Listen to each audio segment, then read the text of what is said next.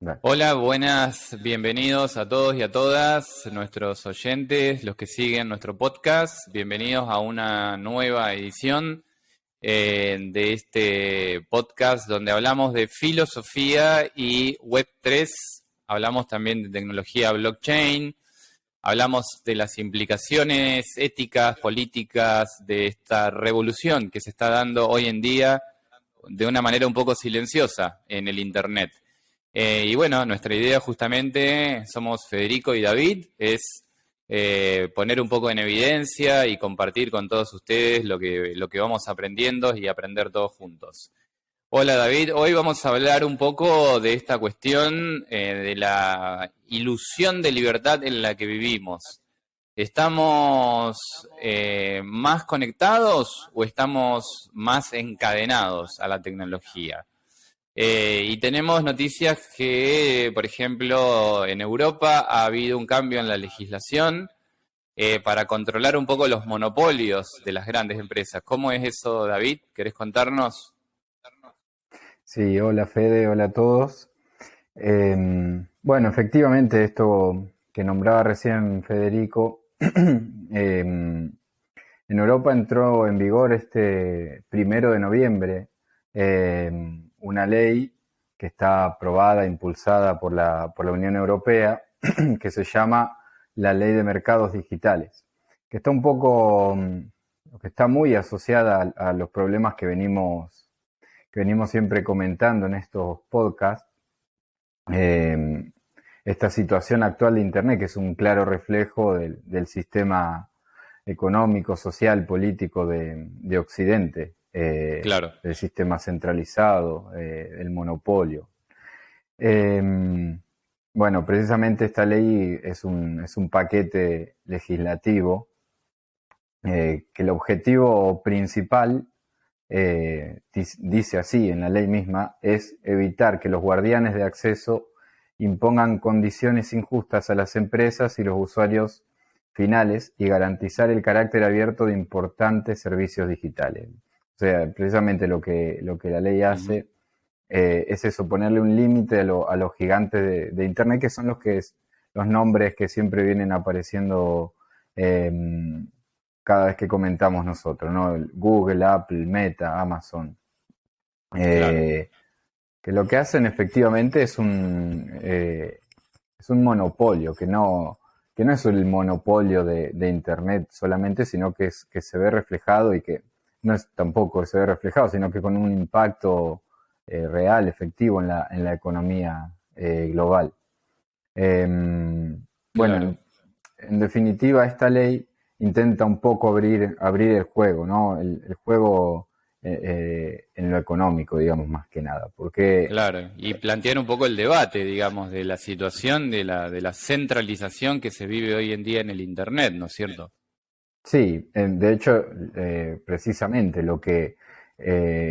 esta ley sale al cruce de esto que es evidente, que es muy evidente, y lo que se intenta favorecer es que las pequeñas empresas puedan acceder un poco o ser o formar una competencia, digamos, real, puedan acceder, digamos, Claro, eh, a esta competencia. Entre otras cosas, por ejemplo, estas empresas pueden acceder a los datos que nosotros venimos comentando, que estas empresas grandes como Google, Meta, claro, vienen recopilando. claro, Entonces, por ejemplo, estas empresas podrían acceder a los datos que se recopilan cuando éstas utilizan los servicios aquellos, bueno, en general se apunta a esto, a la generación de una competencia de mercado un poco más justa, más efectiva. Para los claro. usuarios particulares como nosotros también tendría, digamos, un impacto positivo. Eh, es que estas compañías tecnológicas que venimos nombrando, como Google, Apple, ya, ya no podrán impedir esto de desinstalar el sistema operativo y las aplicaciones que están incrustadas en el sistema Claro. operativo de los dispositivos que adquirimos. Por ejemplo, bueno, claro, ¿no? Uno cuando cuando compra un celular y viene, por ejemplo, con el sistema de Android que trae todas las aplicaciones de Google y uno no las puede desinstalar y están ahí. Claro, Bueno, eso. claro. Sí, Fede. En realidad, yo creo que acá lo interesante es que hay una búsqueda de esto que vos comentás, es como una búsqueda de pasar a una libertad efectiva o a una competencia de mercado que sea real, digamos. Por eso nosotros titulamos un poco nuestro podcast de hoy La ilusión liberal, porque tenemos como una ilusión de libertad, es decir, todos nos sentimos como que en realidad estamos en la época de oro del liberalismo y de las libertades individuales, de los derechos, etcétera. Pero justamente estas leyes, estas situaciones, lo que vienen a poner en evidencia es que en el fondo tal vez no sea tan así como parece. Justamente cuando uno compra una computadora, por ejemplo, uno no puede comprar una computadora que no traiga el sistema operativo Windows. Es decir, o es muy difícil. Por lo menos acá en Argentina es difícil comprar una computadora que venga con otro sistema operativo. Si uno compra un teléfono celular, uno tiene la ilusión de que el teléfono es suyo, ¿no? Yo compré un teléfono, ¿no?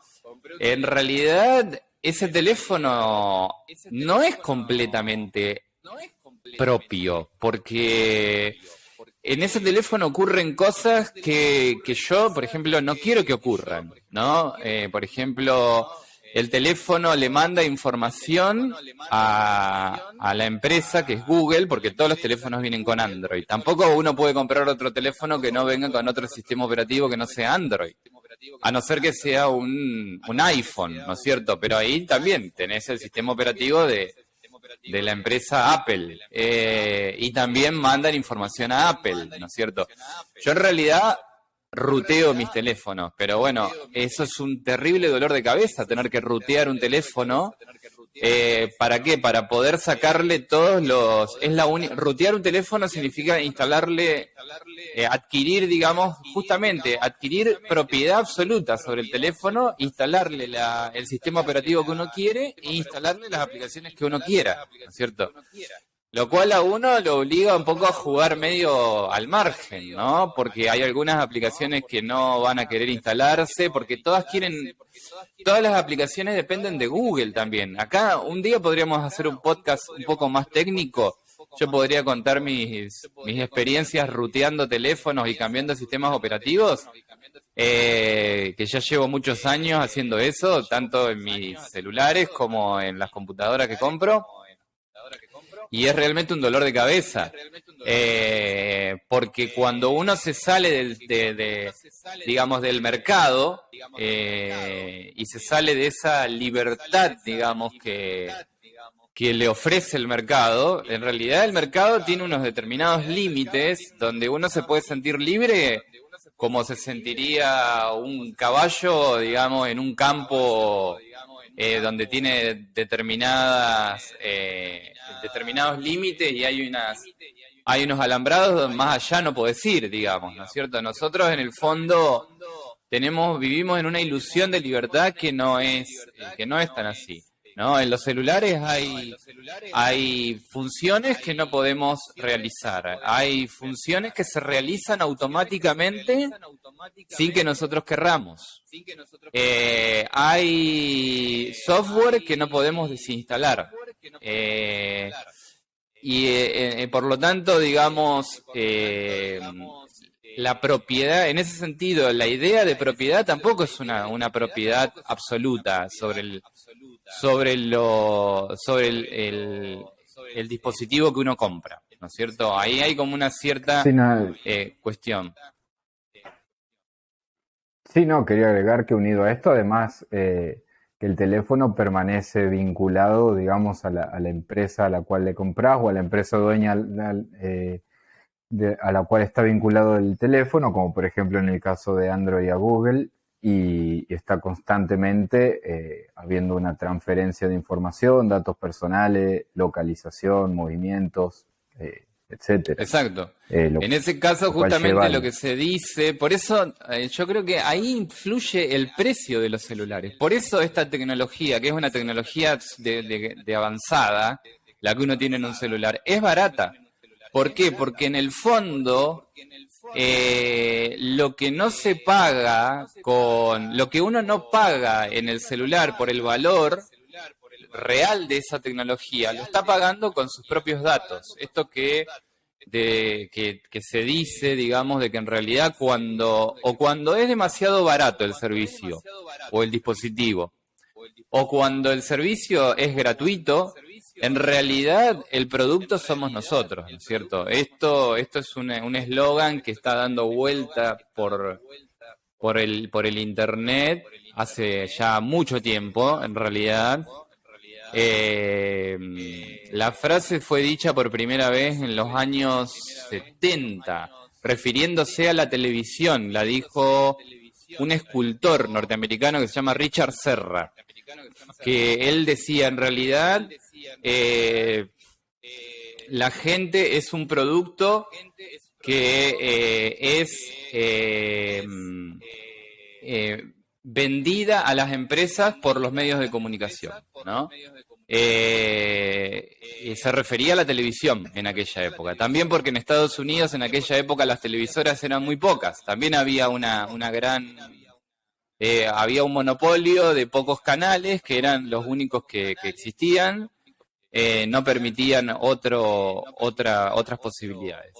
Pero bueno, nosotros abogamos por lo que es la Web 3. La Web 3 es la blockchain, es la posibilidad, por lo menos la posibilidad de volver a recuperar esa libertad, volver a recuperar la propiedad sobre los datos, o por lo menos que los datos estén más distribuidos. Esa es la idea de la blockchain. La blockchain es un registro distribuido, público y imposible de falsear, de todos los datos que se van y de las transacciones que se realizan en el Internet. Entonces, esa es un poco la Web 3 y la blockchain. Lo que permitiría es una nueva infraestructura, digamos, una nueva infraestructura y una nueva forma de entender la economía, lo cual también implicaría una nueva forma de entender las relaciones sociales a la larga. Porque hoy en día todas nuestras interacciones sociales, hoy en día toda la política, al estar intermediada por los medios de comunicación, y los medios de comunicación al estar, digamos, centralizados en un par de empresas, que son las empresas que monopolizan todo el tráfico de los datos en Internet. Entonces, en realidad tenemos hoy en día una forma de convivencia y de interacción social que está muy sesgada por la forma en que esos datos se transfieren, en que esos datos se comercializan, y entonces el resultado es una experiencia de libertad, digamos, más bien ilusoria, y en el fondo, en lo real, una libertad más que nada empobrecida, digamos, ¿no? Y por lo tanto En también este una responsabilidad empobrecida. Algún día vamos a hablar más de esto, pero nosotros no somos tampoco defensores absolutos o de la libertad como valor primordial, pero sin embargo es un valor, digamos, importante para la convivencia y para la vida democrática, ¿no? Sí, acá hay una cosa, digo, que con respecto a lo que veníamos hablando desde el inicio, con respecto al caso de la ley, pero que se ve claro ahora que vos estás hablando de la Web 3 respecto de estos problemas, es que la solución, digamos, al problema no puede venir de una ley simplemente como limitación sobre la situación actual. La ley puede servir como precisamente como un límite, o viene a emparchar la cosa, pero el problema de fondo. El problema en realidad está en el fondo, está en el sistema.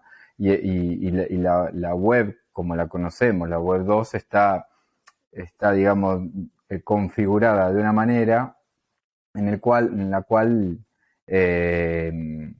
por más que uno abra un poco el juego, por ejemplo acá, que trate de ponerle límites al monopolio, la situación va a seguir estando porque así funciona la Internet actualmente.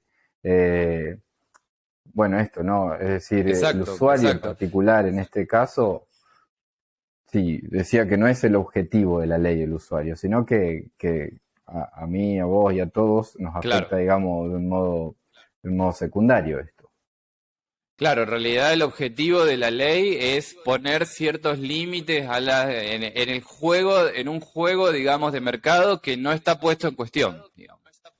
Y eso está muy bueno que lo señalas, David, que no, claro, en realidad a lo que apunta la ley no es al usuario. Y eso es muy interesante porque en realidad la Web 3 sí, digamos, la Web 3 podríamos decir es usuariocéntrica, digamos, ¿no?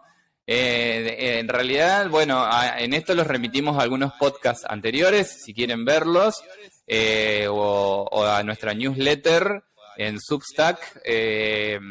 Ahí les vamos a dejar los links aquí abajo. Pueden ver que hemos tratado ya esta cuestión de lo que es la infraestructura de la Web 2, la que tenemos ahora, que es lo que decía recién David, y lo que es la infraestructura de la Web 3, donde el cambio realmente es un cambio precisamente fundamental, digamos. Es un cambio que va desde los fundamentos. Y no es como esta ley, que no es una ley que no está mal, digamos, la ley está muy bien, pero esta ley solamente viene a emparchar, digamos, una situación. Y la propuesta de la Web 3, la propuesta de la blockchain, es una propuesta radical, digamos, de un cambio radical. Entonces, bueno, a eso nos estamos enfrentando, eso es lo que queremos poner en evidencia y lo que queremos compartir con todos ustedes. Les agradecemos entonces haber estado hoy con nosotros. Eh, Suscríbanse a nuestro canal de YouTube, suscríbanse a nuestra newsletter y estén atentos para nuestros próximos episodios de podcast. Les agradecemos. Compartan, hagan conocer con sus amigos, compartan los links si les gustó.